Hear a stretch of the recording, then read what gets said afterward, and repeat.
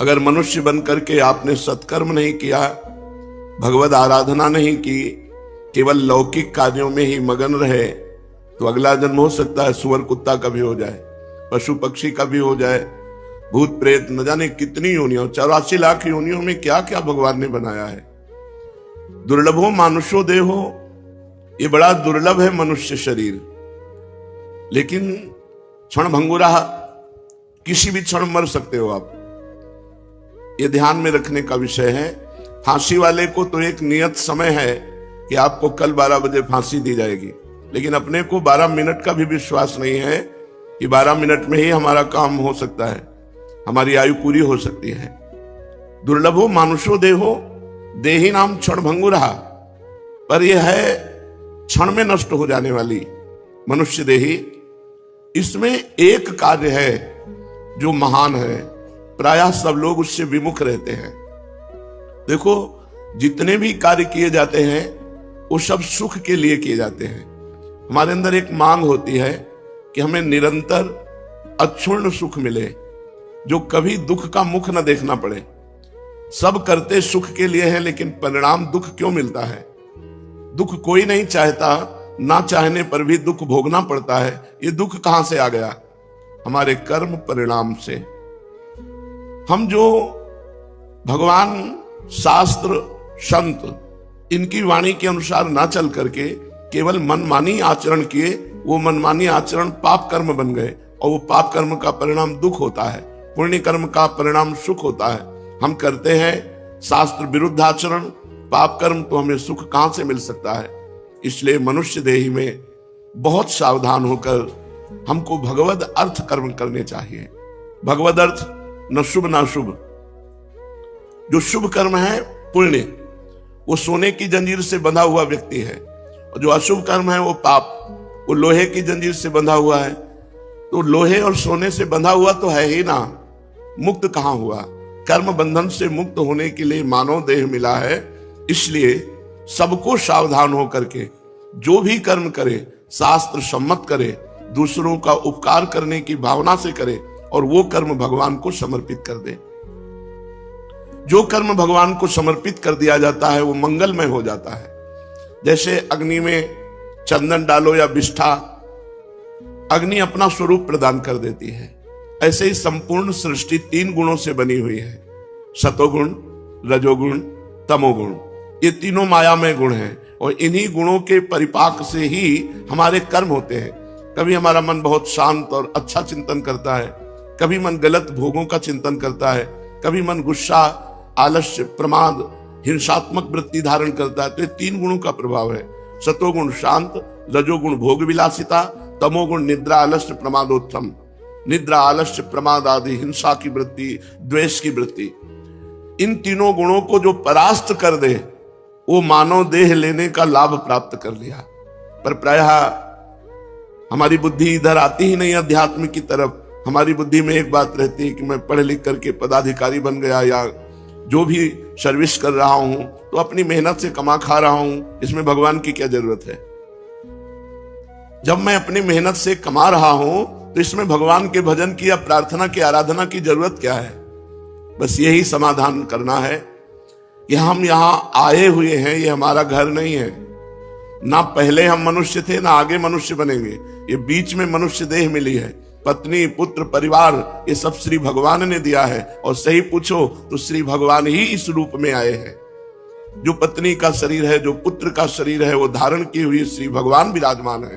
पर हम अज्ञान की धारा में भगवान को ना पहचानते हुए माया में संबंध स्वीकार करके आसक्त हो जाते हैं। मेरी पत्नी है, मेरा पुत्र है, मेरा घर है, मेरा मकान, और इसी आसक्ति के पोषण में पूरा जीवन निकल जाता है। अंतिम परिणाम में हाथ कुछ नहीं लगता। शरीर छूटने का जब समय आए तो आपने 50 वर्ष में जितनी धन संपत्ति कमाई है, उस संपत्ति को देकर अगर 1 सेकंड भी समय और बढ़ाना चाहे तो नहीं बढ़ेगा। इतना कीमती 50 वर्ष आपने भोगों में रत होकर के, नाना प्रकार की क्रियाएं करके, नाना प्रकार की संपत्ति एकत्रित की, लेकिन जब यहां से जाओगे तो कुछ नहीं जाएगा आपके साथ। तो कितना बड़ा घाटा हुआ। हम ऐसे मृत्यु लोक में आए कि यहाँ चाहे जितना बढ़िया मकान बना लो, चाहे जितनी महंगी गाड़ी खरीद लो, चाहे जितना बड़ा पद प्रतिष्ठा यश कीर्ति, लेकिन जहां शरीर छूटा तो सब धूल धूल शरीर, कुछ भी आपके साथ नहीं जाएगा। अगर आपने नाम जप किया है, भगवान की आराधना की है, तो फिर आपकी उन्नति को कोई नहीं रोक सकता।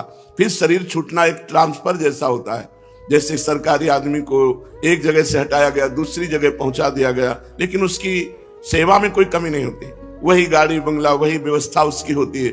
ऐसे हम जब भगवान का भजन करते हैं और भगवत प्राप्त नहीं हुए तो हमें उत्तम मनुष्य शरीर मिलेगा, विवेकवान मिलेगा। हम फिर आगे आकर के भारत में कोई न कोई सेवा ऐसी मिलेगी जिससे परोपकार बन जाएगा, और पूर्व भजन की वृत्ति होने के कारण इस जन्म में इतना भजन बनेगा कि फिर हम आवागमन से मुक्त हो जाएंगे, भगवान को प्राप्त कर लेंगे। यही मानव देह की सार्थकता है। अगर हम भूल कर गए, भगवान का नाम नहीं जप किए, हमें तो आश्चर्य होता है जब हम किसी से पूछते हैं आप भगवान का नाम जप करते हैं, और जब उत्तर मिलता है नहीं, तो लगता है कितना हम असावधान हैं। किसी भी समय हमारा सब कुछ छूट सकता है, और जो हमारा पाथेय है, पाथेय माने रास्ते का खर्चा, जैसे हमको विदेश जाना हो, वहां हमारा कोई परिचय ना हो, हमारे पास पास ना हो, हमारे पास पैसा ना हो, और हमको इस देश से निकाल ही दिया जाएगा, फिर बोलो कैसी हमारी स्थिति होगी। ऐसे ही मृत्यु लोक में आप एक निश्चित समय के लिए आए हो, 80 वर्ष, 100 वर्ष, 120 वर्ष, हद है बस, इसके आगे नहीं। आपको जाना ही पड़ेगा, और यह सत्य है कि एक सुई भी यहां से नहीं ले जा सकते, और यह सत्य है कि भगवान का नाम ही आपको यहां से जाने के बाद सुख प्रदान करेगा। यहां तो सुख प्रदान करेगा ही, यहां के जाने के बाद। अब जैसे आपको पता है कि हमने लाखों करोड़ों भगवान के नाम जप किए हैं, वो नाम आपको यमपुरी नहीं जाने देगा। वो आपको अगर भगवत प्राप्ति नहीं हुई तो दिव्य लोक, देवलोक है, शतलोक, तपलोक, महालोक, जनलोक, स्वर्गलोक, इन लोकों में हमको भेजा जाएगा, और दिव्य सुख सुविधाएं भोगकर पुनः मृत्यु लोक में बहुत उत्तम मनुष्य शरीर मिलेगा। इसलिए चूक मत करो। जैसे बने वैसे, जो भगवान का नाम आपको प्रिय हो, राम कृष्ण हरि राधा, जो नाम प्रिय हो उसको अधिक से अधिक जपो, क्योंकि मनुष्य जीवन की यही संपत्ति है। जिसने नाम जप नहीं किया सो परत्र दुख पावई, सिर धुनि धुनि पछताए, काल ही कर्म ईश्वर मिथ्या दोष लगाए। एकांतिक में एक बड़े धनी मानी पुरुष आए हुए थे। उन्होंने कहा मुझे कोई प्रश्न नहीं करना, लेकिन एक भय है मुझे, तो मेरे पास बहुत ऐश्वर्य है, मैंने जीवन में जो चाहा भगवान ने दिया, लेकिन अब मुझे डर लग रहा है कि मेरी मृत्यु हो जाएगी तो मेरा सब कुछ छूट जाएगा। इस डर से कैसे बचे? मेरी प्रिय पत्नी छूट जाएगी, प्रिय पुत्र छूट जाएगा, मकान छूट जाएगा, पद छूट जाएगा। हमने भारतीय कई इनाम प्राप्त किए हैं, वो सरकारी ऑफिसर थे। बोले मुझे बहुत भय लगता है, रात दिन अब भय लगने लगा, क्योंकि मैं वृद्ध हूं, तो मेरी अब आगे की जो गति है वो मृत्यु है। मुझे मृत्यु से डर लग रहा है, मृत्यु से इसलिए कि सब कुछ छूट जाएगा। इसका आपके पास कोई उत्तर है? तो हम कहा जीवन भर इसी उत्तर को ढूंढते हुए रहे हैं। बाबा जी बचपन से बने 13 वर्ष की अवस्था से इसी उत्तर को खोजते रहे कि अपना कोई जब नहीं है तो अपना है कौन? तो इसका पता चला श्री भगवान, और श्री भगवान की जो शरण में हो गया वो निर्भय, निश्चिंत, निशोक, निर्विकार, ये स्थिति आती है। कोई भय नहीं, कैसी भी परिस्थिति हो, भगवान के भक्त के हृदय में कभी भय नहीं होता। कैसी भी परिस्थिति हो, भगवान की आराधना करने वाले को कभी शोक नहीं होता। कैसी भी परिस्थिति आ जाए कभी चिंता नहीं होती, क्योंकि पता है मेरे भगवान हैं। श्री सीताराम दास जी महाराज बड़े सिद्ध महापुरुष हैं। वो कह रहे हैं नाम भगवान का परम तीर्थ है। यदि आप राधा राधा, कृष्ण कृष्ण, राम राम, हरि हरि ऐसा रट रहे हो तो आप किसी भी तीर्थ नहीं गए, तो आपको जाने की भी जरूरत नहीं।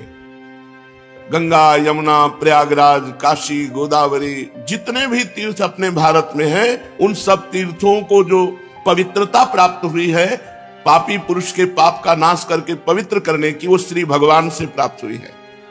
और श्री भगवान के नाम में इतनी पवित्रता विराजमान है जो तीर्थों में भी नहीं है। इसलिए सीताराम दास जी महाराज कह रहे हैं नाम ही परम शुद्धि, सत्य शुद्धि करम नामो, नाम ज्ञान प्रदम स्मृतम, मुमुक्षूणाम मुक्ति प्रदम, कामिनाम सर्व कामनम। अगर आपको अपने पापों का नाश करके परम पवित्र सुखमय जीवन व्यतीत करना है तो किसी तीर्थ जाओ या ना जाओ, आप घर बैठे कुछ मिनट भगवान का नाम जप कर लो। देखो, जब हम शरीर छूटेगा और यमदूत हमको ले जाएंगे, यमराज के सामने पहुंचेंगे, ये पक्का है। आदमी भूला हुआ, वो सोच रहा मुझे जाना नहीं है। नहीं, रहे न रावण सम अभिमानी, हिरणाकश्यप सब वरदानी। यहां बड़े बड़े तपस्वी, योगी, यति सबको मरना पड़ा है, मरना ही पड़ेगा। इसका नाम मृत्यु लोक है। ये काल का कसाई वाला है, सब काटे जाओगे। हाँ, काटने का कुछ अलग अलग विधान, किसी का दिल फेल हो गया, किसी की किडनी फेल हो गई, किसी का एक्सीडेंट हो गया, किसी को कुछ हो गया, ये निमित्त बनता है, लेकिन जाना यहां से सबको है। अगर यमराज के खाते में आपके 100 नाम भी हैं कि आपने 100 नाम जप किए हैं, 108 नाम जप किए, इतने से ही काम हो जाएगा। एक नाम की कीमत पूरा त्रिभुवन नहीं है, तो आपने जब 100 नाम जप किए हैं तो आपका मंगल हो जाएगा। इसीलिए हम प्रार्थना करते हैं कि 24 घंटे में 24 मिनट भगवान को दे दीजिए। 24 घंटे में यद्यपि जीवन तो केवल भगवान के लिए आपको प्राप्त हुआ है, पर पूरा जीवन भगवान को ना दे पाए, ये हमारी दुर्भाग्य है। तो हमें 24 घंटे में 24 मिनट तो देना चाहिए। प्रातःकालीन ब्रह्म मुहूर्त में उठ करके अपनी दिनचर्या करके, स्नान करके, शांत एकांत में बैठकर कम से कम 24 मिनट भगवान का सुमिरन कर लीजिए। किसी भी तीर्थ जाने की जरूरत नहीं है। हर तीर्थ में जो तीर्थत्व है वो भगवान के नाम में विराजमान है। नाम ही पुण्यप्रद क्षेत्र है। आप नाम जप कर रहे हो तो आपको काशी, कांची, हावंतिका, पुरी, द्वारावती, माया, कहीं भी जाने की जरूरत नहीं है। सारे पुण्य क्षेत्र आपको फल प्रदान करेंगे घर बैठे, यदि आप नाम जप कर रहे हैं। नाम ही परम देव है। जो नाम है वही श्याम है, जो श्याम है वही नाम है। जय नाम तेई कृष्ण।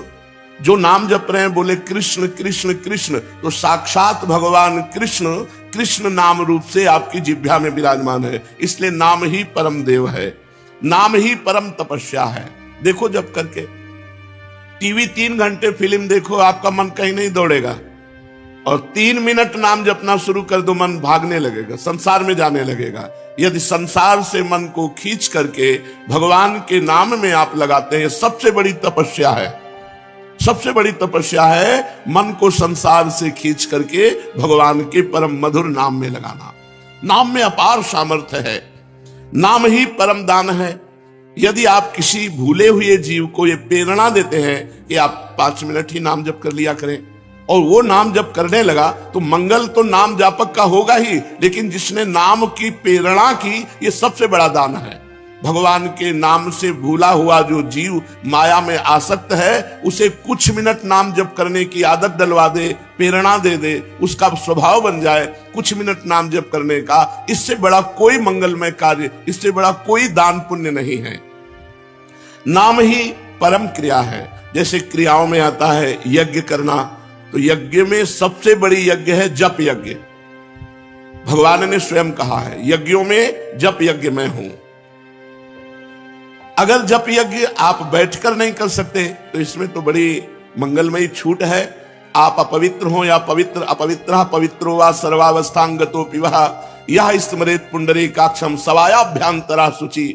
जो भगवान पुंडरीकाक्ष कमल नयन श्री हरि का स्मरण करता है, वो बाहर और भीतर दोनों जगह पवित्र हो जाता है। आप मानो स्नान नहीं किए हैं तो भी आप बैठ करके सोफा में, कुर्सी में, जैसे बने आपको, अगर आप हरि हरि, राम राम, कृष्ण कृष्ण, राधा राधा राधा ऐसा रटते हैं, तो आप परम पवित्र हो जाएंगे, भीतर से भी और बाहर से भी। इसलिए यज्ञानाम जप यज्ञोष्मी, यज्ञों में सबसे बड़ी यज्ञ मैं जप यज्ञ हूं। बैठकर भगवान का नाम जप करना ये बहुत बड़ी यज्ञ है। परम धर्म, छोटे छोटे धर्म हैं। एक भाई का भाई के प्रति क्या धर्म है, पति का पत्नी के प्रति क्या धर्म है, पत्नी का पति के प्रति क्या धर्म है, बेटे का पिता के प्रति क्या धर्म है, पिता का पुत्र के प्रति क्या धर्म है। इस तरह से लोक धर्म बहुत छोटे छोटे हैं। अगर आप अपना मंगल चाहते हो तो परम धर्म नाम, भगवान का नाम जप करना भी तुम्हारा परम धर्म है। जैसे पत्नी का पोषण करना, पुत्र का पोषण करना, पिता की सेवा करना, ये धर्म है, तो ये परम धर्म है भगवान का नाम जप करना। अवश्य नाम जप करना चाहिए। इसके बिना सो सब धर्म कर्म जरि जाऊ, वो सब धर्म कर्म में आग लगे जिसमें हम इतना रम गए कि भगवान का नाम ही भूल गए, भगवान का स्मरण करना ही भूल गए। हर जीव गर्भ में भगवान से वादा करके आता है, एक बार मुझे मां के गर्भ रूपी नरक से बाहर कर दो, हे प्रभु मैं ऐसा भजन करूंगा कि दोबारा इस नरक में ना आना पड़े। पर भूमि परत भा ढाबर पानी, तिम जीव ही माया लपटानी। जैसे आकाश से निर्मल शुद्ध जल गिरता है, भूमि में पड़ते ही गंदा हो जाता है, ऐसे ही जीव जे ही माँ के गर्भ से निकला उसका ज्ञान नष्ट हो गया। कहां कहां कहां वो रोने लगा और घर वाले आनंद मनाने लगे, बच्चा हुआ। हम फिर भूल गए, जैसे जैसे सयाने होते गए माया के संबंधों को सत्य मानते, ये मेरी माँ, ये मेरे पिता, ये अमुक अमुक अमुक अमुक, और भूल गए कि हम आए थे भगवान का भजन करने के लिए। इसलिए परम धर्म है भगवान का नाम जप करना, परम धन है नाम। कबीरा सब जग निर्धना, धनवंता नहीं कोई, धनवंता सोई जानिए, जाके राम नाम धन होए। जब आप यहां से शरीर छोड़ेंगे एक सिक्का आपके साथ नहीं जाएगा, केवल भगवान का नाम आपके साथ जाएगा। इसलिए नाम ही परम अर्थ है, परम धन है। नाम ही भक्त का सुहृद है। सुहृद माने बहुत प्यार करने वाला। प्रहलाद जी से उनके मित्र पूछते हैं कि प्रहलाद जी आपकी आयु तो 5 वर्ष की है, कौन सी शक्ति आप में है कि त्रिभुवनपति हिरण्यकश्यप आपको आग में जलाता है, विष पिलाता है, सर्पों से डसवाता है, हाथी से कुचलाता है, पर्वतों से नीचे दबाता है, समुद्र में डुबाता है, लेकिन आपका बाल बांका भी नहीं होता, ऐसा क्यों? तो उन्होंने कहा मैं हरि नाम जपता हूं, हरिनाम के प्रभाव से मुझे भगवान गोद में लिए रहते हैं। तो ये दैत्यराज जितना विघ्न डालता है, मेरा हरिनाम में उतना विश्वास और होता है। सबसे बड़ा भक्त का प्रिय सुहृद है भगवान का नाम। जहां कोई तुम्हें नहीं बचा सकता वहां भगवान बचा सकते हैं। बड़े बड़े अंग रक्षक रख लो, बुद्धि खराब हो गई तो अंग रक्षक ही तुम्हें सूट कर देगा, लेकिन भगवान का नाम, नाम पाहरू दिवस निशी, ध्यान तुम्हार कपाट। यदि भगवान का नाम आप स्मरण कर रहे हैं और वो आपकी रक्षा कर रहा है तो सुदर्शन चक्र आपकी रक्षा कर रहा है, कभी कहीं कोई बाल बांका नहीं कर सकता। भगवान का नाम भक्त का परम सुहृद है, मित्र है, और इस संसार के दुखों से मोक्ष केवल भगवान का नाम दिला सकता है। आज कलयुग है, कलयुग में कोई अन्य साधनाएं पुष्ट नहीं हो सकती। कलयुग केवल नाम आधारा, सुमिर सुमिर नर उतर ही पारा। केवल भगवान का नाम, इसमें पैसा नहीं लगता भाई। इसमें पैसा देना हो तो परेशानी हो कि भाई ये धनी लोग ही ले सकते हैं नाम। नाम में पैसा दिखा, केवल तुम्हें समय देना, वो भी अगर बैठकर नहीं दे सकते तो चलते फिरते, उठते बैठते, खाते पीते, कार्य करते आप भगवान के नाम का स्मरण कर सकते हैं। अरे प्रीतम, तुम डर क्यों रहे हो? तुम केवल मेरा नाम लो। देखो, तुम्हें किसी से नहीं डरना, मैं वो हूं। मेरे डर से अग्नि प्रज्वलित होती है, मेरे डर से सूर्य तपता है, मेरे डर से देवराज इंद्र अपना कार्य करते हैं, वायु देवता अपना कार्य करते हैं, मृत्यु देवता अपना कार्य करते हैं। मेरे भक्त को कोई भयभीत नहीं कर सकता, श्री भगवान के वचन। इसलिए किसी की ताकत नहीं कि मेरे भक्त का मंगल कर सके। तुम व्यर्था चिंता मत करो, ऐ देहधारी, केवल तू मेरा नाम जप कर और फिर देख तेरे में कितनी दिव्य शक्ति आ जाती है। कुछ मत सोच, निर्भय रहे, केवल मन लगे या ना लगे जिह्वा से नाम ले, राधा राधा राधा, मन लगे ना लगे। कुछ लोगों का प्रश्न रहता है कि यदि मन ना लगे, हमारा मन भजन में नहीं लगता और फिर हम भजन करते हैं तो क्या लाभ मिलेगा? तो मन लगे ना लगे, जब भोजन पाओगे तो तुम्हारा पेट भर जाएगा कि नहीं भर जाएगा? मन लगे ना लगे, रास्ता चलोगे तो लक्ष्य प्राप्त हो जाएगा कि नहीं हो जाएगा? ऐसे ही मन लगे ना लगे, आप राधा राधा बोलोगे, आपको भगवत प्राप्ति निश्चित हो जाएगी, आपके दुखों का नाश हो जाएगा। अरे प्रीतम, तुझे भगवान कितना प्यार करते हैं तुझे पता नहीं। सच्ची मानिए, भगवान ने सबको फ्री वायु दी है, फ्री आकाश अवकाश दिया है, पृथ्वी में वास दिया है, मानव देह दिया है, जल दिया है। किसका टैक्स है? किसकी फीस लेते हैं भगवान? लेकिन आप भगवान का स्मरण नहीं करेंगे तो दुर्गति को प्राप्त हो जाएंगे। अरे प्रीतम, तेरी आकांक्षा पूर्ण करने के लिए मैं समर्थ हूं। तू जो चाहेगा मैं तुझे दूंगा, पर तू मेरा नाम जप कर। भगवान कितना प्यार करते हैं, जो हमको जिस बात को हम भूले हुए हैं उस बात को समझा रहे हैं। मैं सदैव तेरे पास रहता हूं, तू जानता नहीं है। कोई ऐसा नहीं जिसके पास भगवान ना हो, क्योंकि सर्वत्र भगवान है।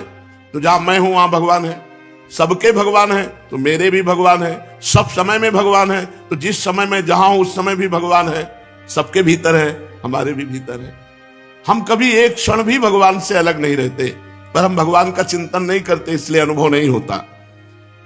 तूने कामिनी की चाह की स्त्री की तो मैं तेरी स्त्री बनकर तेरे पास बैठ गया। पक्की बात, पक्की बात। जब सृष्टि नहीं थी तब केवल श्री भगवान थे, जब सृष्टि नहीं रहेगी तो केवल श्री भगवान रहेंगे, तो बीच में जो कुछ है वो सब श्री भगवान ही बने हुए हैं। वेद कहता है एकोहम बहुश्यामः, मैं एक बहुत रूपों में हो जाऊं, ऐसा परमात्मा ने संकल्प किया तो वही परमात्मा स्त्री बन गया, पुरुष बन गया, जड़ बन गया, चैतन्य बन गया, अच्छा बन गया, बुरा बन गया। भगवान कह रहे हैं अय प्रीतम, अय प्यारे, तूने कामना की स्त्री की तो मैं स्त्री बन गया। जो जो तू कामना करता है मैं वही पदार्थ बन जाता हूं, वही व्यक्ति बन जाता हूं, वही वस्तु बन जाता हूं। इसलिए तुझे कह रहा हूं कब तक तू कामना करता रहेगा मेरे को भूल करके, इसलिए मेरा स्मरण कर और कामनाओं का त्याग कर, तो मैं तेरे समीप ही हूं, तुझे ऐसा अनुभव हो जाएगा। जिस देह से तू ममता करता है, इस ढांचे से, पांच भौतिक शरीर से, तू देह नहीं है। चाहे जो कोई कितना विद्वान हो, बुद्धिमान हो, कोई 50 वर्ष से शरीर में रह रहा है, कोई 40 वर्ष से रह रहा है, कोई 30 वर्ष से रह रहा है, पूछो तुम अपने को जानते हो?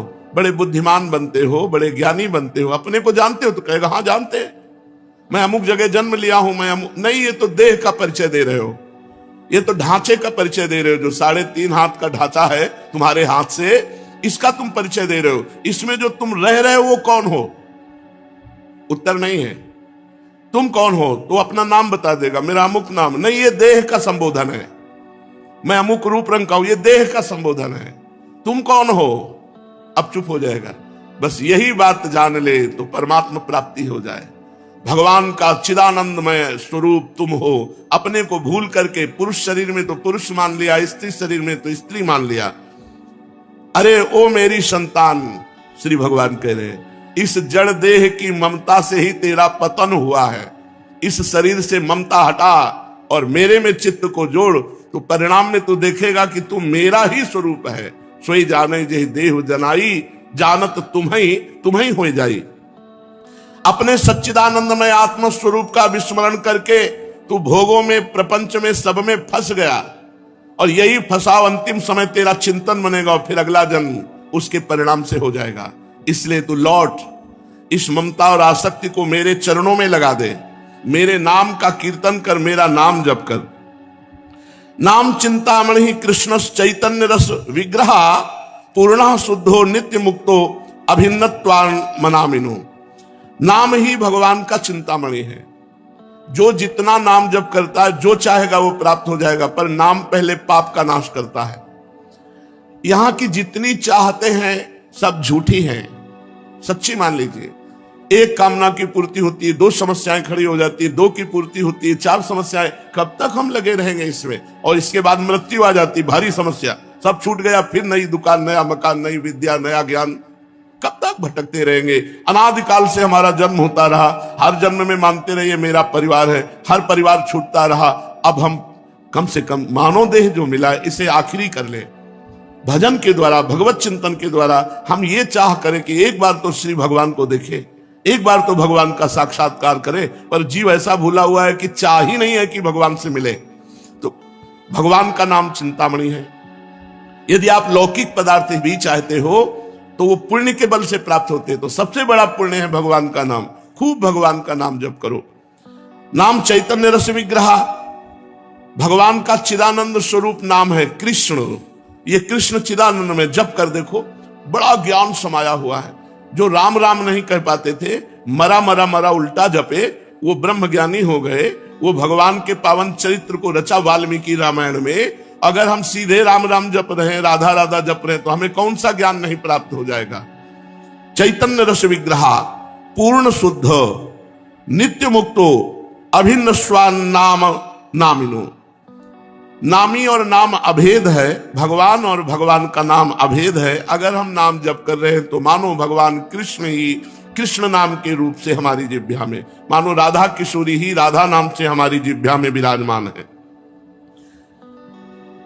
अये शरीरधारी, तू केवल नाम ले, किसी रोग में इतनी बड़ी सामर्थ्य नहीं कि तुझे परास्त कर सके। सच्ची कहता हूं, अगर भगवान नाम का आश्रय ना हो तो दुर्गति हो जाए। ये नाम की महिमा से तुम्हें कह रहे, कोई भी बड़े से बड़ा रोग उसे परास्त नहीं कर सकता जो भगवान का नाम जप कर रहा है, जो भगवान की भक्ति से युक्त है, जो भगवान के आश्रय से। और शोक, चाहे सब कुछ नष्ट हो जाए तो भी भगवान का नाम जप करने वाले के हृदय में शोक नहीं होता।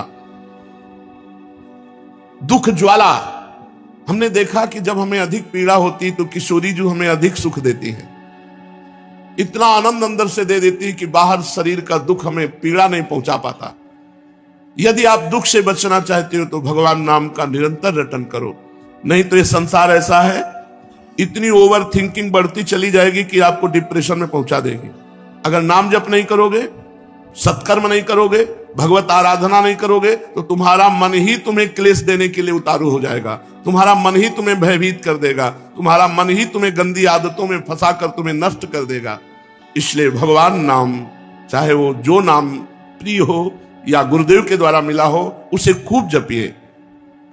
जो गतिविहीन है, जो भोगी है, जो रोगी है, जो परद्रोही है, जिसमें न ज्ञान है, न वैराग्य है, न भक्ति है, जो धर्माचार शून्य है, यदि वो भी केवल नाम जप करने लगे, कुछ नहीं है अध्यात्म का, शरीर भी पीड़ा युक्त है, मन भी पीड़ा युक्त है, और अगर नाम जप करना शुरू कर दे तो समस्त पीड़ाओं से मुक्त हो जाएगा। देख लो जप करके, कोई भी रोग शोक पाप ताप साप उसको व्यापता नहीं है जो भगवान के नाम में रत रहता है।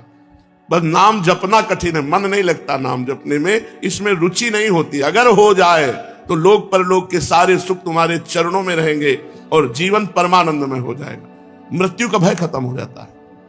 भगवान के भक्त की मृत्यु कैसे होती है? जैसे विशाल गजराज हाथी के गले से फूलों की माला टूट जाए, उसे पता भी न चले, ऐसे भगवान के भक्त की मृत्यु होती। नहीं तो जन्मत मरत दुसा दुख होई, बड़ा भयानक दुख होता है मृत्यु के समय, और मृत्यु आने के पहले न जाने कितने दुख पीड़ा पहुंचाते हैं। इसलिए सबसे प्रार्थना है, जितना बन सके अधिक से अधिक भगवान का मंगलमय नाम जप करो। अरे वो प्रीतम, मेरा नाम बड़ा मीठा है, बस तुम निरंतर लो। नाम मीठा है, हमें मीठा नहीं लगता। तो जैसे पित्त बढ़ जाए तो मिश्री मीठी होती है, पर मुंह में डालो तो कड़वी लगेगी क्योंकि पित्त बढ़ रहा है, और उसी मिश्री को रोज नियम से खाओ तो पित्त का शमन हो जाएगा और मिश्री मीठी लगने लगेगी। ऐसे ही हमें अविद्या रोग लग गया है, हमारा अज्ञान बढ़ गया है, भोग वासना बढ़ गई है, तो हमें राधा नाम सुधा रसम रसी तुम, जो राधा नाम अमृत है, अच्छा नहीं लगता। लेकिन भगवान नाम एकांत शांत बैठकर जप करने में नहीं लगेगा। अगर आप जपने लगो तो अविद्या का नाश हो जाएगा। जैसे मिश्री नियम से पाओ तो पित्त का समन होकर मीठी लगने लगेगी, ऐसे ही भगवान नाम मीठा लगने लगेगा। जिसको भगवान नाम मीठा लगने लगा, मानो भवरोग नष्ट हो चुका है। अब प्रेम उसके हृदय में जागृत होगा और वो सतरति सतरति सा लोकांत तारयति, वो स्वयं तर जाएगा, स्वयं तर जाएगा, लोगों को तार देगा। भगवान का भजन करने वाले में अपार सामर्थ्य होती है। तुकाराम जी महाराज इसी शरीर से विमान आया, भगवान के विमान में बैठकर भगवत धाम को गए। ये नाम का प्रताप। वो इतने नाम प्रेमी थे, हर समय नाम जप करते थे, विठ्ठल विठ्ठल विठ्ठल। महाराष्ट्र में भगवान विठ्ठल रूप से विराजमान है। वो जहां चरण रख देते वहां की भूमि बोलती विठ्ठल विठ्ठल विठ्ठल। ऐसा उनका निरंतर नाम जप का प्रभाव था, और बड़े चमत्कार नाम जप से। वीर शिवाजी महाराज दर्शन करने के लिए तुकाराम जी के पास गए, तो संत दर्शन की एक मर्यादा है कि आप अपने वैभव को ना दिखाएं, वहां दैन्य भाव से जाएं। तो राजा होते हुए भी शिवाजी ना सिर पर पाग, न चरणों में पादुका, हाथ जोड़कर सादी पोशाक पहनकर, और 2 अंगरक्षक वो भी गेट में छोड़ दिए, अकेले जाकर तुकाराम जी के चरणों में प्रणाम किया। तुकाराम जी केशव विठ्ठल विठ्ठल विठ्ठल, माधव विठ्ठल विठ्ठल विठ्ठल, वो कीर्तन में मगन थे। इतने में मुगल सैनिकों को पता चला कि शिवाजी बिना सैनिकों के तुकाराम जी के पास गए हैं। उन्होंने सोचा बहुत अच्छा अवसर इनको बंदी बना लेने का। गुप्तचर लगे हुए थे, तुरंत सूचना मिली तो जो अंगरक्षक गेट में खड़े थे वो अंदर गए और कान में लगकर शिवाजी से कहा कि मुगलों को पता चल गया है कि आप यहाँ आ गए हैं, तुरंत यहाँ से हट जाइए, नहीं तो आपको बंदी बना लेंगे।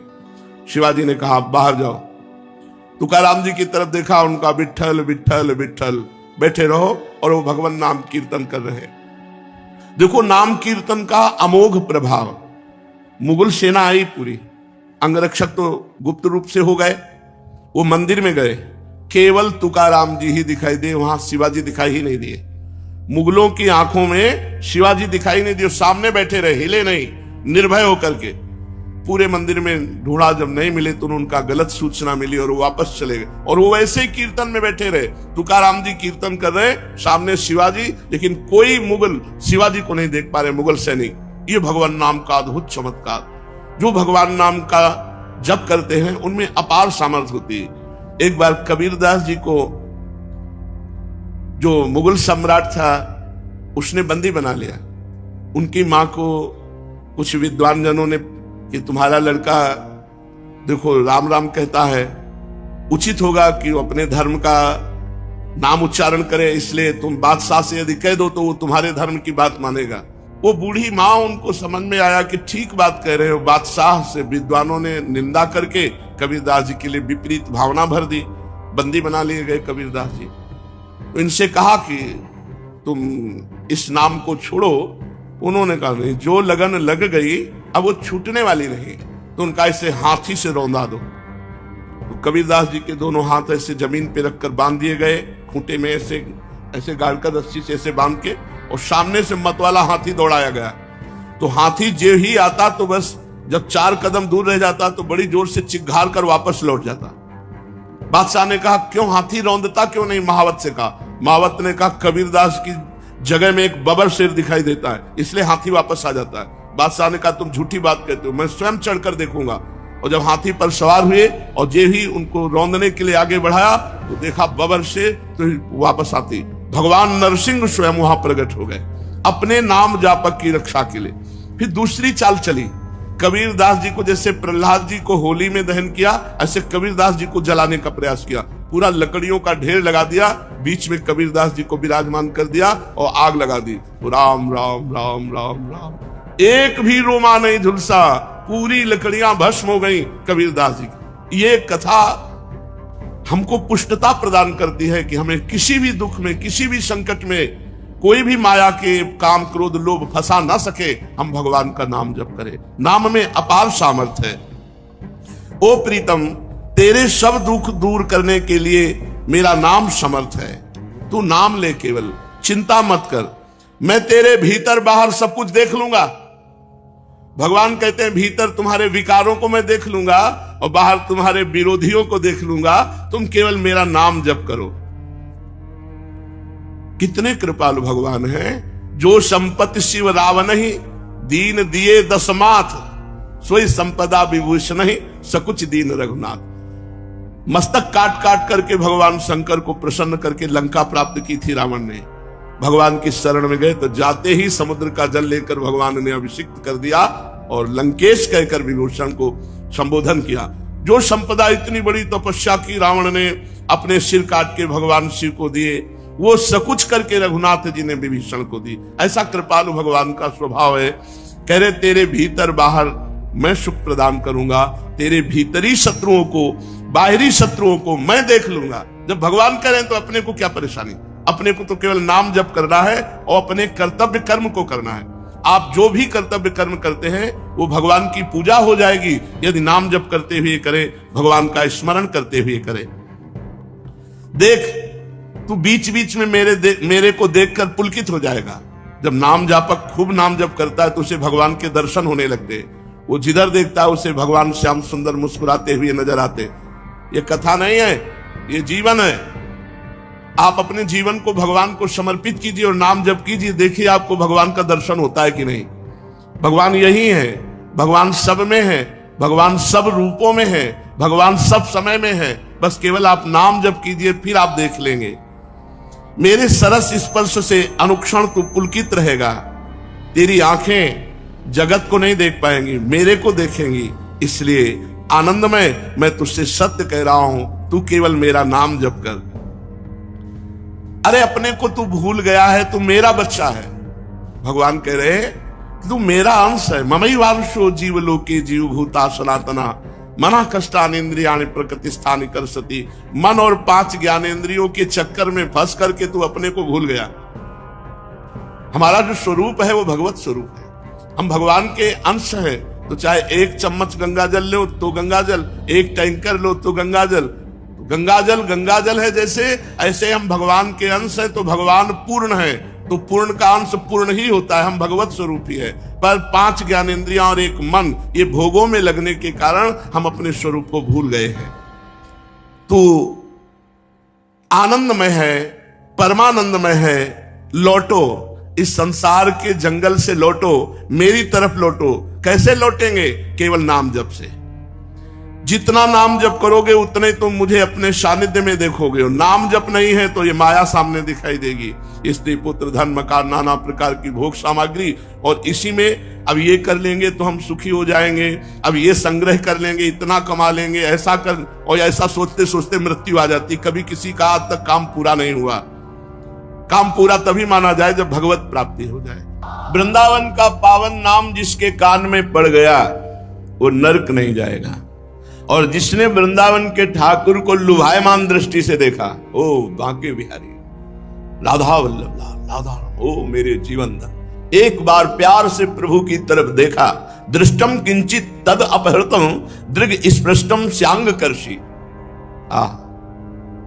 एक बार दृष्टि से बिहारी जी को देखा, एक बार वृंदावन का अन्न फल पाया, एक बार वृंदावन का जल पिया, एक बार वृंदावन के स्पृष्टम श्यांग कर्षि, किसी महापुरुष, किसी ब्रजवासी का स्पर्श प्राप्त कर लिया तो स्तोतुम शक्ता का इबतान भाग्य पुंजयिक मौलिन, बड़े बड़े महान भाग्यशाली उसकी स्तुति करते हैं जो ऐसा लाभ प्राप्त कर लेता है। बड़े बड़े देवता उसको नमस्कार करते हैं जिसको ये लाभ प्राप्त होता है। अब आप विचार करो, आप वृंदावन वासी जो अखंड वास कर रहे हैं, उनके सौभाग्य का कौन वर्णन करे।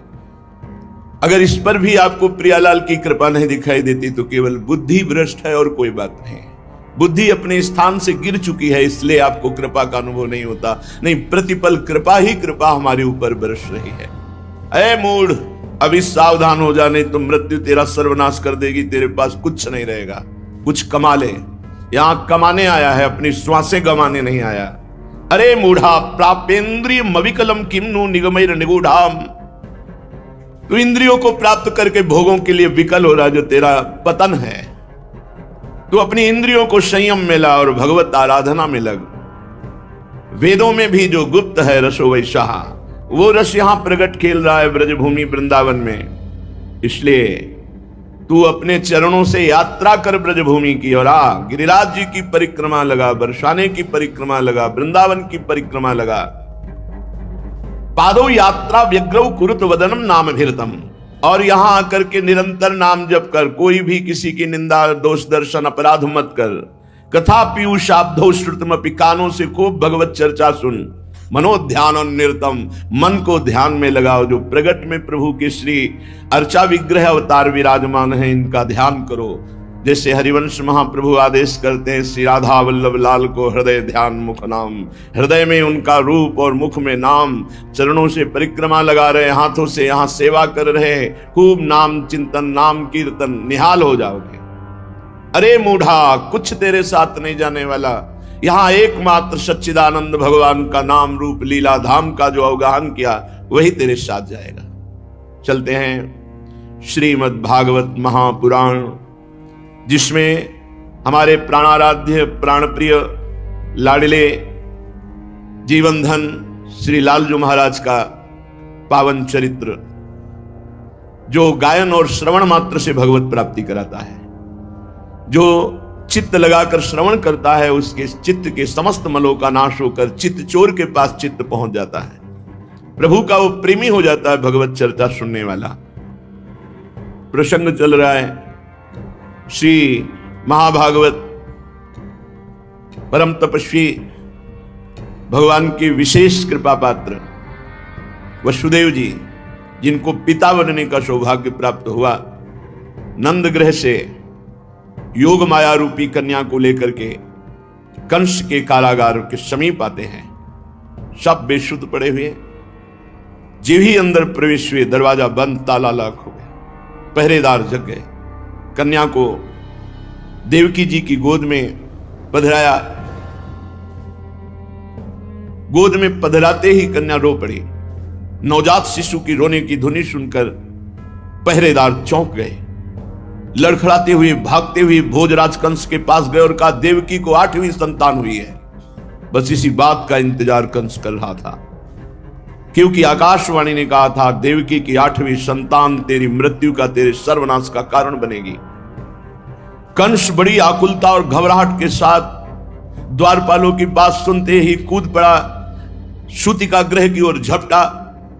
मेरे काल का जन्म हुआ है, भयभीत होता जा रहा है, विकल होता जा रहा है। बाल बिखर गए, कई बार लड़खड़ा कर रास्ते में गिरा। बंदी गृह में पहुंचने पर देवकी जी ने देखा, ये राक्षस आ रहा है जो हमारे हर बच्चे का काल हुआ है। कहने को तो ये भाई है, पर ये राक्षस है।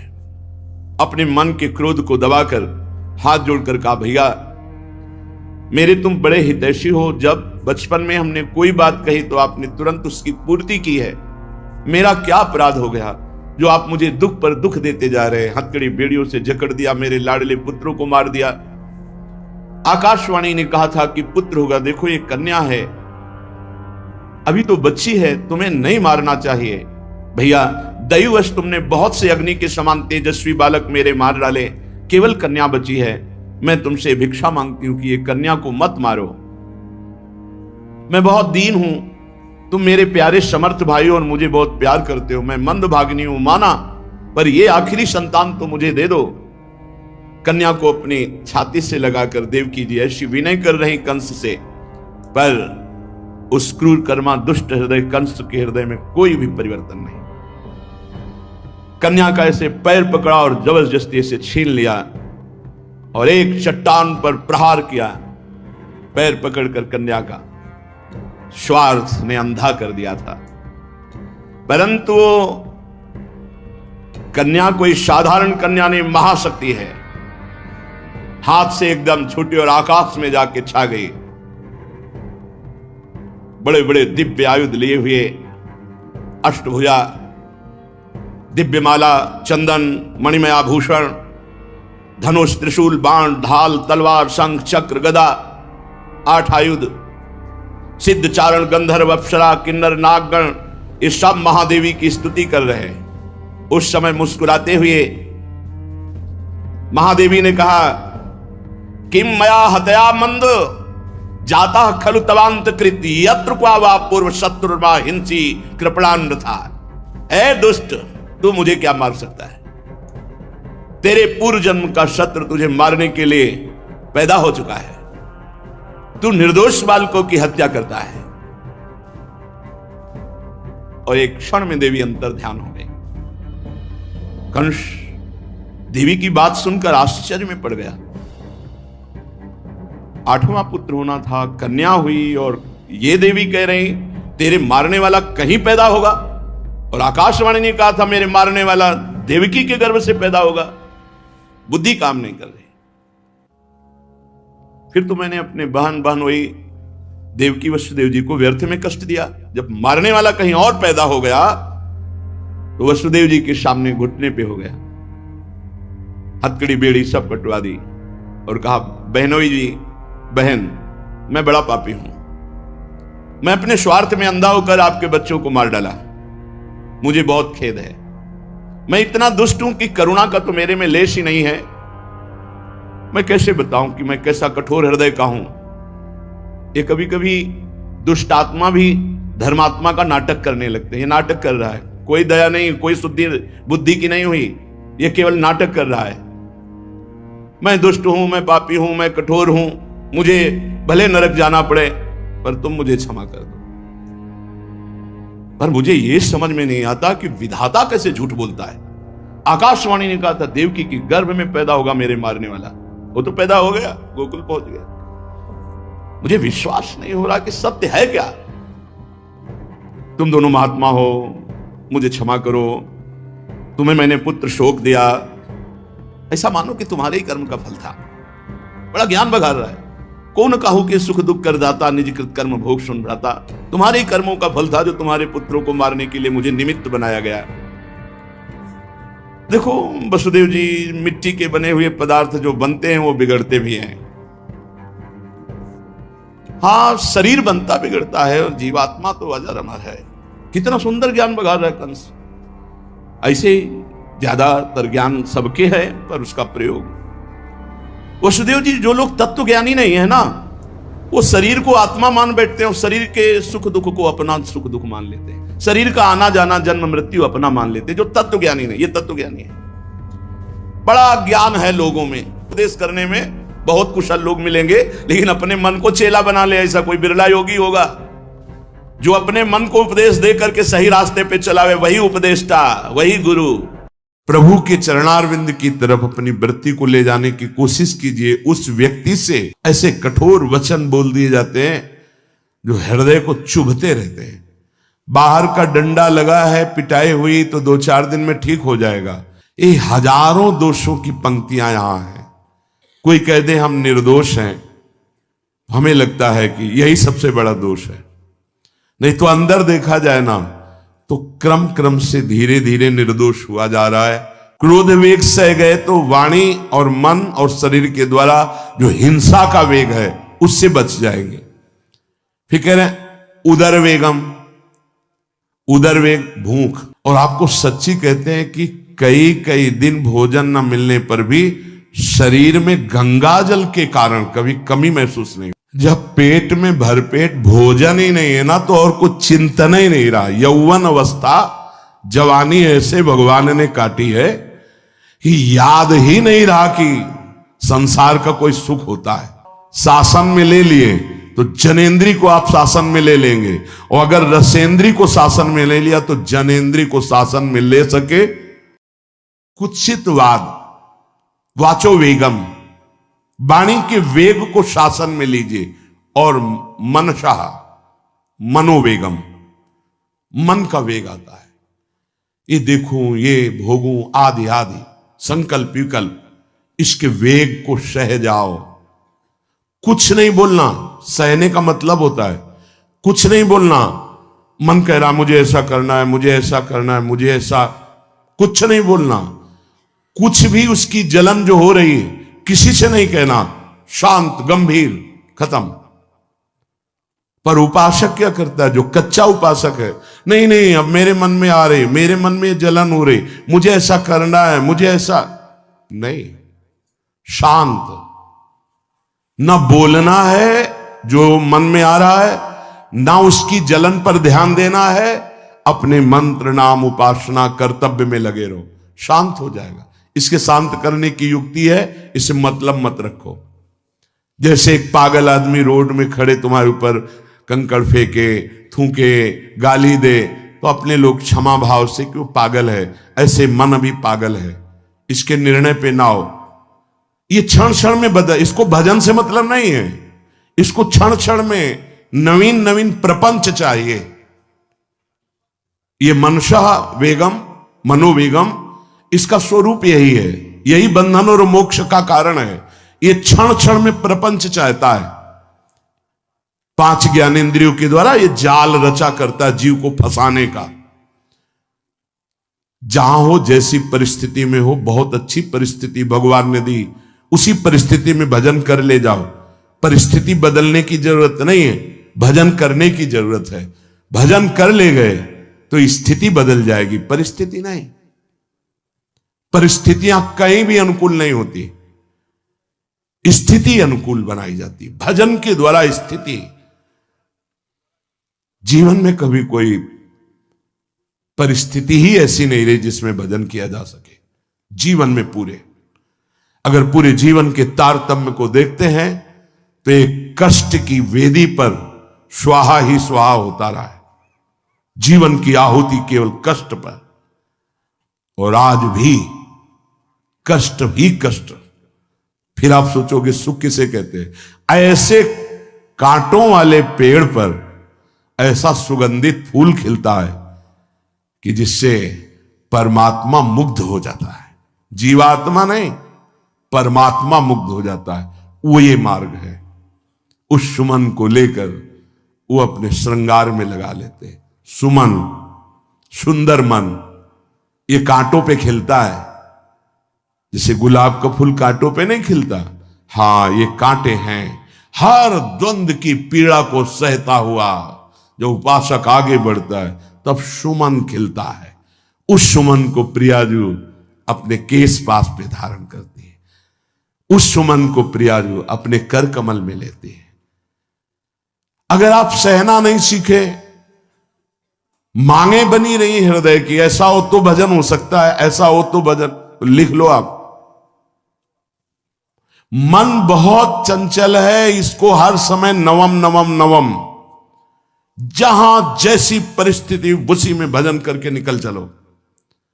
गृहस्थ में हो, विरक्त में हो, गांव में हो, शहर में हो, जहां जैसी परिस्थिति, परिस्थिति बदलने की कोशिश मत करो, स्थिति बदलने की कोशिश करो। जिनको लगता है परिस्थिति बदल जाएगी तो भजन होने लगेगा, नहीं, भजन होने लगेगा तो किसी भी परिस्थिति में भजन होने लगेगा। भजन नहीं तो किसी भी परिस्थिति में नहीं होगा, पक्का समझ लीजिए। इसलिए मनोवेगम, ये जो मन का वेग आ रहा है, इसको आप सहना सीखो और प्रियाजू पर भरोसा रखो। उनको जैसी परिस्थिति देनी होगी दे देंगी ना, भरोसा रखो। अगर मांग मुख से निकाल दी तो अधूरापन साबित हो जाएगा कि हमको ये खाना पीना, ये हमको पहनना, ये ऐसी परिस्थिति, ये ऐसी छोड़ दो। जोई जोई प्यारो करे सोई मोहि भावे। शांत हो जाओ, मन के वेग को सह जाओ। क्रोध वेगम, महाप्रभु कह रहे कुत्सितवाद विकार ही, समस्त विकारों में प्रधान विकार होता है काम। काम से ही क्रोध का प्रादुर्भाव होता है। क्रोध एक वृत्ति है जो आने जाने वाली, स्थायी कोई नहीं है।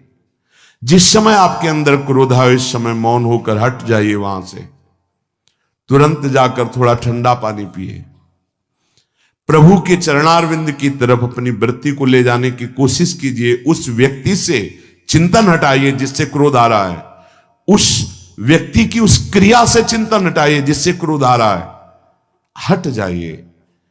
ये क्रोध का वेग अगर आता रहा तो भजन करने पर भी अनुभव नहीं हो पाएगा। एक बार अच्छे से क्रोध आ जाए, अंदर हृदय जल जाए, तो 1 महीने भजन के प्रभाव को रोक देता है पूज्य बाबा के उसमें। फिर आप अगर 12 बार साल में आ गया तो क्या अनुभव में आ गया। इसीलिए 20-20, 50-50 वर्ष हो रहे हैं, कुछ अनुभव में नहीं आ रहा। बहुत सावधान। क्रोध हमारा नाश करता है, किसी और का नहीं। हमारे भजन का, हमारे हृदय के आनंद का, हमारी वृत्ति का बड़ा हल्का स्वरूप हो जाता है क्रोधी पुरुष का। इसलिए क्रोध को सहना है, उसके वेग को सहना है। वाणी के वेग, मन के वेग और क्रोध के। अगर क्रोध के वेग को सह गए तो अगला है हिंसा का वेग। वो अपने आप सह जाओगे, क्योंकि क्रोध से ही हिंसा होती है। हिंसा का वेग, वाणी के द्वारा बहुत हिंसा होती है। ऐसे कठोर वचन बोल दिए जाते हैं जो हृदय को चुभते रहते हैं। बाहर का डंडा लगा है, पिटाई हुई तो 2-4 दिन में ठीक हो जाएगा, लेकिन हृदय में जब पिटाई की जाती कठोर वचन के द्वारा, तो 10 साल बाद अगर दिखाई दे तो फिर ये वो बोला था, ऐसा बोला था, वो हृदय में घाव बना रहता है।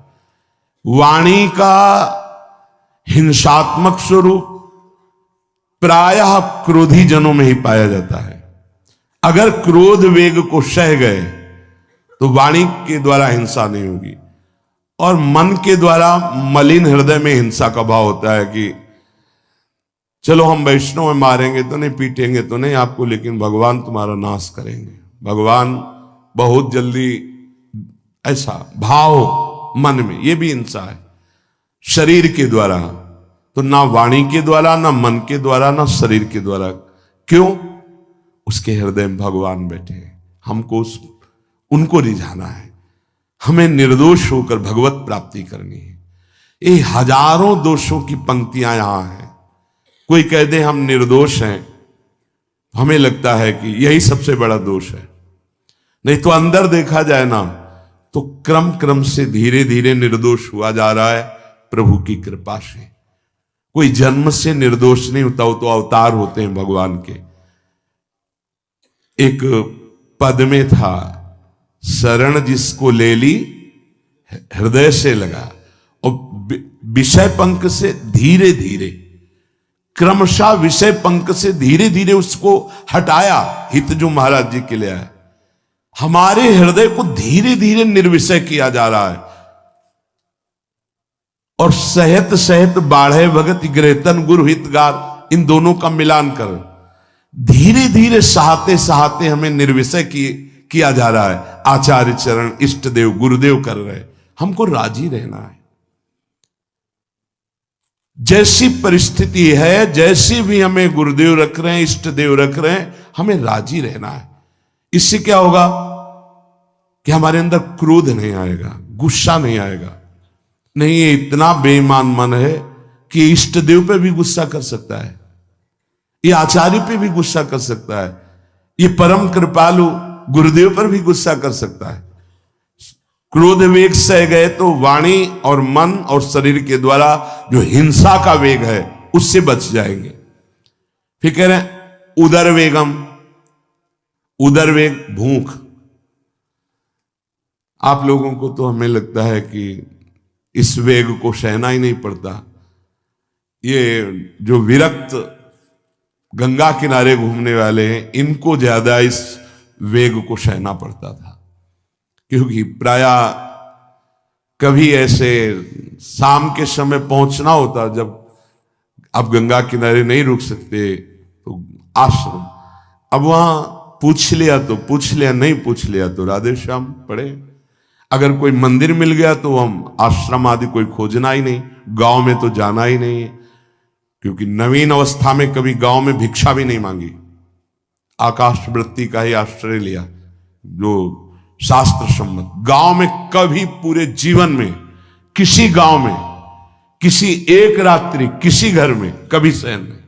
गांव के किनारे मंदिर मिला या कोई आश्रम संत जनों का, वहां भूख के वेग को जो सह जाए तो भजन में बहुत रुचि हो जाती, क्योंकि भजन से चित्त हटेगा तो भूख व्याकुल करेगी, और उसकी व्याकुलता से बचना है तो भजन में लगना पड़ेगा।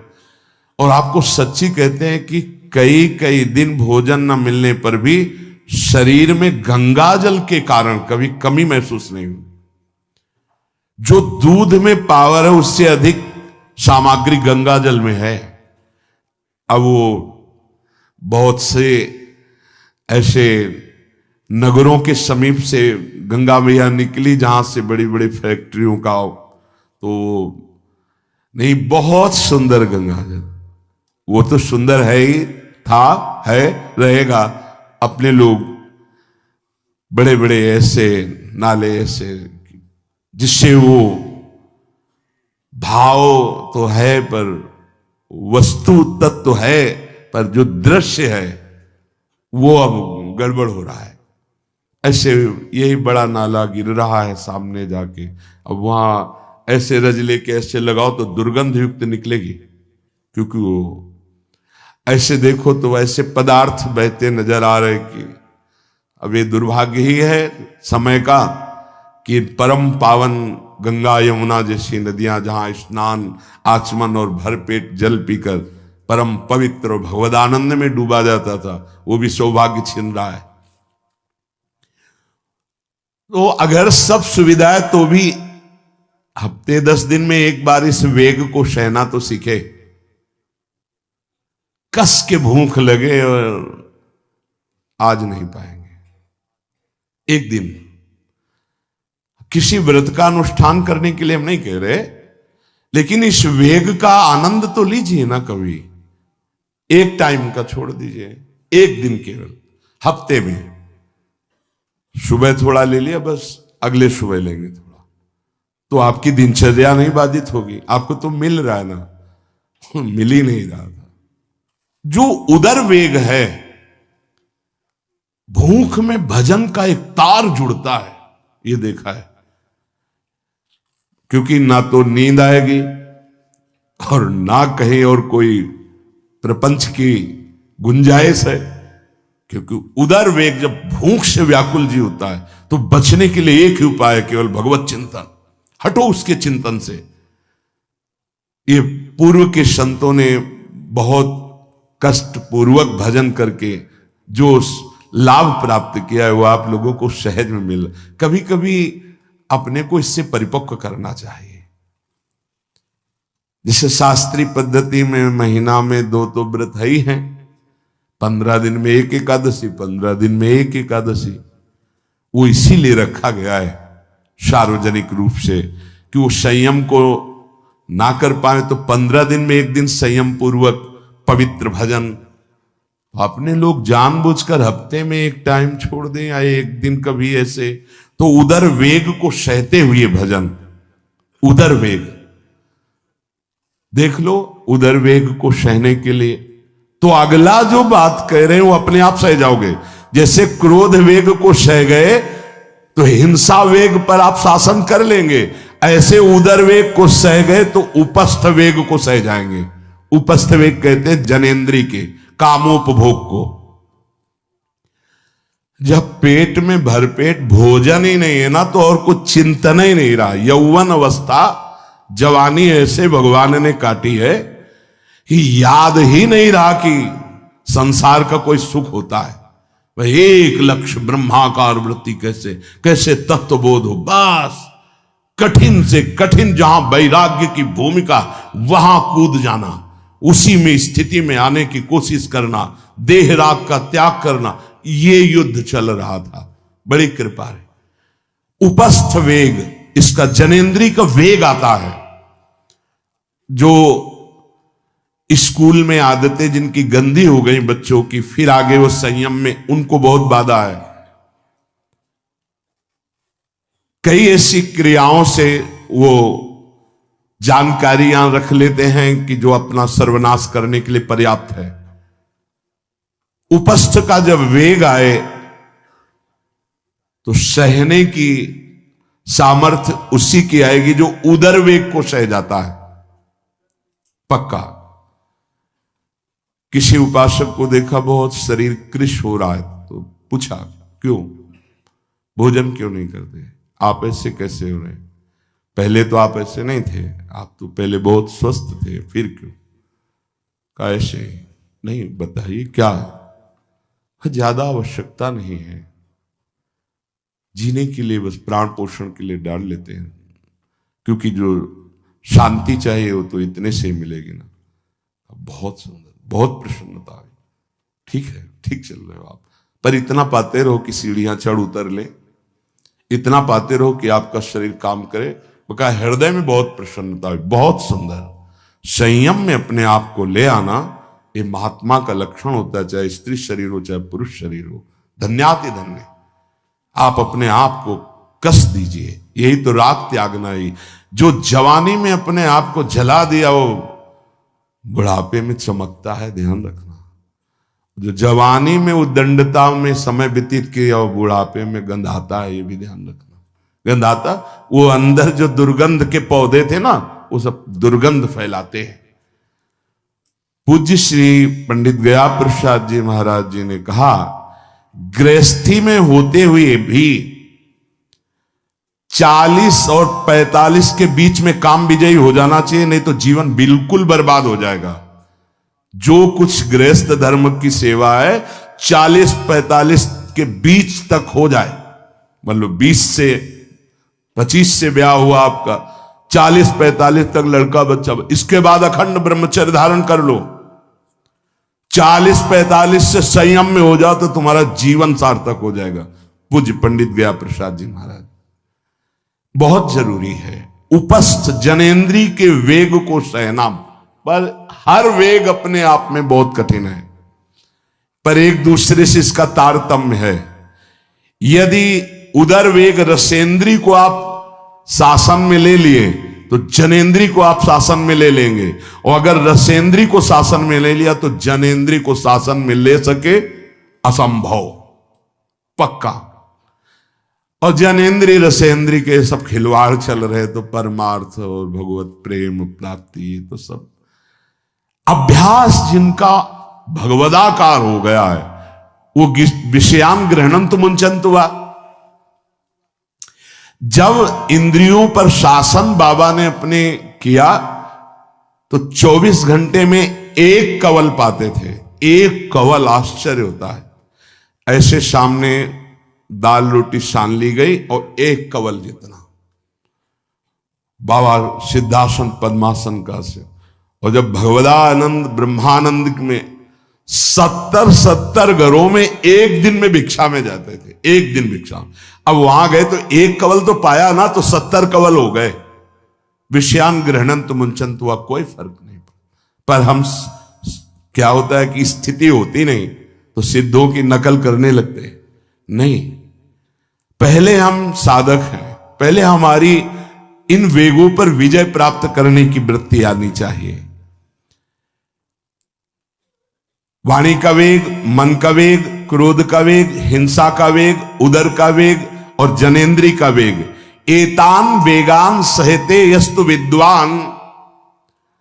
वही शास्त्रों के रहस्य को जानने वाला परमार्थी है जो इतने वेगों को सह जाए। निंदा चास्य हृदयम नोपहन्यात। इसके बाद जब उसकी निंदा हो तो उस पर कोई फर्क नहीं पड़ना चाहिए। इसके बाद जो इन सब वेगों को सह गया है, अब उसकी निंदा हो रही, कोई निंदा कर रहा है तो उसको आनंद पूर्वक सह जाए। ऐसा क्यों कहा?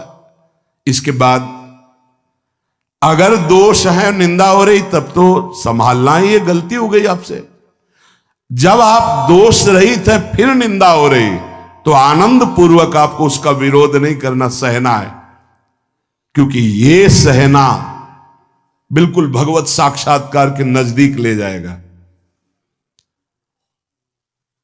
देखो, अपमान, निंदा, तिरस्कार, असलियत में हम कैसे साधक हैं इन्हीं के द्वारा परिचय होता है। पूज्य स्वामी श्री अनंग बोधाश्रम स्वामी जी महाराज बड़े महापुरुष थे, जिनको स्वयं करपात्री जी महाराज मूर्तिमान ब्रह्म कह के साष्टांग दंडवत करते, दिगंबर रहते थे, नंग धड़ंग, केवल गंगा के ही तट पे। वो महीने 2 महीने में और कहीं नहीं जाते थे। एक बड़े वकील साहब थे, वो भिक्षुकों को रोटी दाल ऐसे रोज बंटवाते थे, उनकी पंक्ति में लगने जाते थे। महीने 2 महीने में एक बार पंक्ति में लगते थे जाके, नंग धड़ंग, अवधूत वेश, जटाएं, और जरूर ऐसी चेष्टा करते थे जिससे उनको धक्का मुक्की लगा दी जाए। तो एक दिन गए, लाइन में खड़े हुए, फिर 2 लोगों को क्रॉस करके आगे लाइन में, फिर आगे लाइन, तो जो नौकर डंडा लिए खड़े थे उनका तुम्हें बार बार मना किया, 1-2 डंडे लगे, फिर आगे जाके खड़े हो, धक्का मारा, पीछे किया। और ऐसा ये महीने 2 महीने में वहां सहने जाते थे। अचानक उस दिन वकील निकले, उन्होंने देखा, अरे स्वामी अनंग बोधास, पता है तुम्हें कौन? साष्टांग दंड। उस दिन से जाना बंद कर दिया। फिर एक दिन गए थे प्रभुदत्त ब्रह्मचारी जी के यहां, कहां असनी है और कहां जोशी, गंगा किनारे पूरी रात चल करके पहुंचे। 2 बजे आवाज लगाई, ब्रह्मचारी, स्वामी जी उतरे नीचे, साष्टांग दंड बैठे। दुर्गा, स्वामी जी 2 बजे रात? बोले हाँ, ऐसे मन आया आगे, कुछ खाओगे पियाओगे?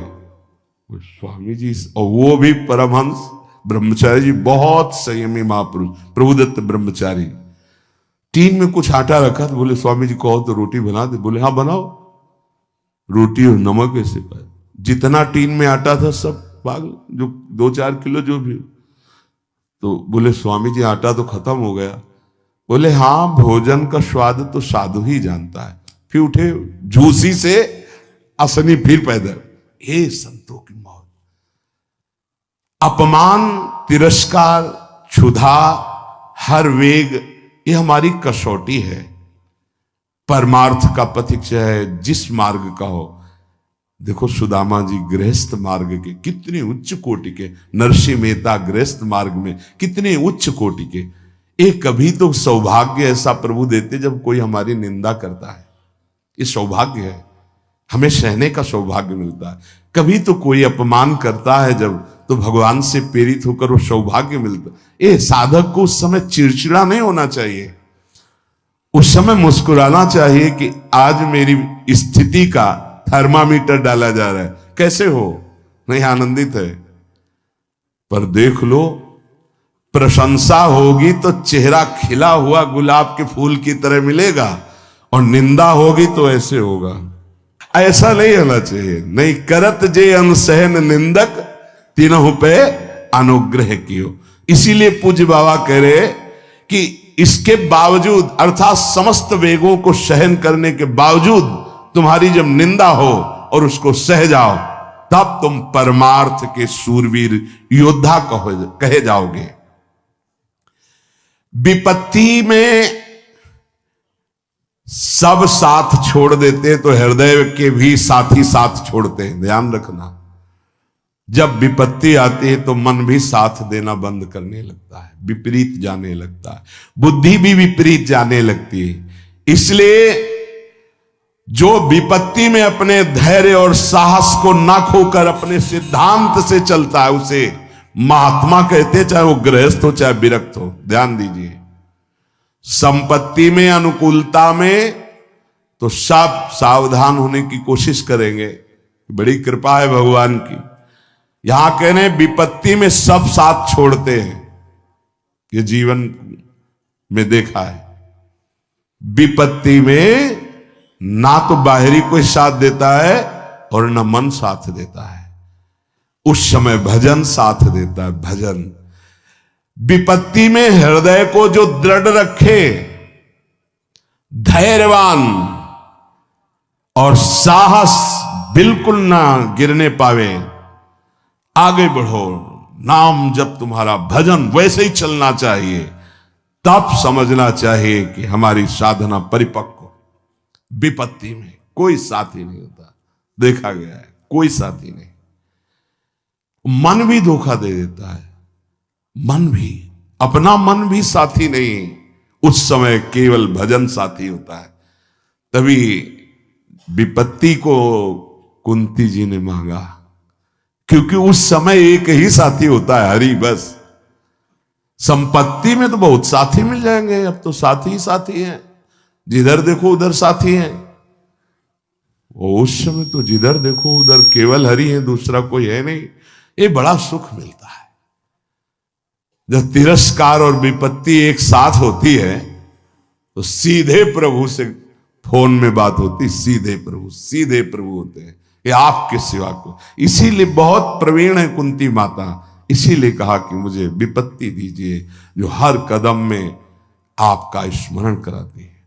अच्छा, प्रभु जब कृपा करते हैं तो ऐसी विपत्ति देते हैं कि अंतिम श्वास तक वो बनी ही रहती है, अंतिम श्वास तक बनी रहती है।